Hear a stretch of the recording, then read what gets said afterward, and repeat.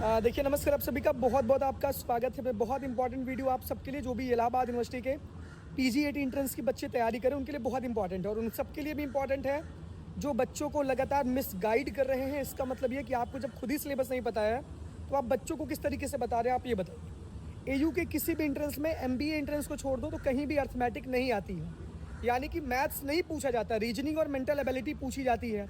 तो जो लोग मैथ पढ़ा रहे हैं वो मैथ पढ़ाना पहली बात तो बंद कर दें। अगर आप पढ़ भी रहे हैं तो आप पढ़ना पहली बात मैथ बंद कर दें, सिर्फ एमबीए के एंट्रेंस के लिए पढ़ें।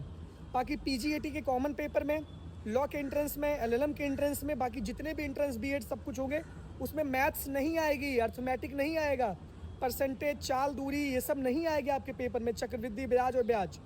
इसके बाद जो लोग बता रहे हैं कि 18 महीने का करंट अफेयर्स पढ़ डालें, पहले आप 18 महीने खुद करंट अफेयर्स पढ़ डालो, तब बच्चों को बताओ। मुश्किल से 7 से 8 महीने का करंट अफेयर्स आपसे आपके पेपर में पूछा जाएगा। 18 महीने का पूरे जीवन में करंट अफेयर्स नहीं पूछा जाएगा।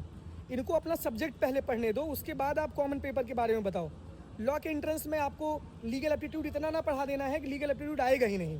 तो सिंपल सी बात है, आप भ्रमित मत होइए। और जो भी लोगों को जानकारी नहीं है, जाके यूनिवर्सिटी ऑफ इलाहाबाद का ब्रोशर देखो, इसके बाद ऑफिशियल सिलेबस जाके देखो, तब आप बच्चों को बताओ।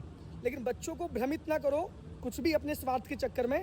सिर्फ 7 से 8 महीने का करंट अफेयर्स पढ़ लीजिए, 10 से 15 टॉपिक आपके हिंदी सामान हिंदी में वो पढ़ लीजिए। 10 से 15 टॉपिक से आपसे इंग्लिश में पूछा जाएगा सवाल, जो भी जिसका सिलेबस होगा। लॉ के एंट्रेंस में रीजनिंग के मतलब 10 से 15 ही टॉपिक हैं, उससे रीजनिंग पूछी जाएगी। बहुत नॉर्मल लेवल की रीजनिंग आती है, बहुत हाई लेवल की रीजनिंग आती भी नहीं है।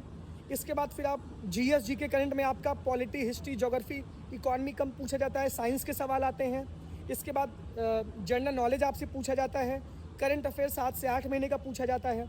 फिर भी यार पता नहीं, मुझे समझ नहीं आ रहा कि 18 महीने का करंट अफेयर्स बता रहे हैं, इधर अर्थमेटिक बता रहे हैं कि मैथ भी आएगी। मैथ कहीं नहीं आएगी भाई, एमबीए के एंट्रेंस को छोड़ दो तो एलएलबी में भी मैथ नहीं पूछी जाती, कभी जीवन में पूछा ही नहीं गया है। फिर भी आप मैथ पढ़ाते चले जा रहे हो। अंधेर नगरी अनबूझ राजा, टके सिर भाजी, टके सिर भाजा।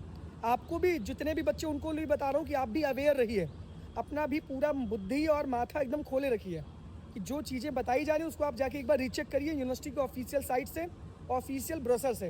बाकी जो मैं बता रहा हूँ उसको फॉलो करिए, एंट्रेंस आपका अच्छा निकलेगा। बाकी जो भी लोग बच्चों को सूचना दे रहे हैं, जो भी लोग बच्चों को इन्फॉर्मेशन दे रहे हैं, उनसे भी निवेदन है कि आप ऐसी सूचना दीजिए। कुछ लोग सही बता रहे हैं, कुछ लोग उल्टा बता रहे हैं, तो सही से बच्चों को सजेस्ट करिए जिससे कि उनका भविष्य कम से कम ना बर्बाद हो। ये मैं अभी इस बार आगाह कर रहा हूँ, अगली बार मैं फिर अच्छे से बताऊँगा आपको।